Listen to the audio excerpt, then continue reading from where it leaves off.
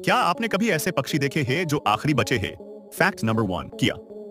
New Zealand का यह तोता कारों के विंडशील्ड रबर और बैकपैक की जिप खोलने में माहिर है। यह पक्षी इंसानों की चीजें चुराने के लिए बदनाम है। Fact number 2 Clark's grebe. यह पक्षी अपने जीवन साथी के साथ डांसिंग ऑन वाटर जैसी क्रिया करता है।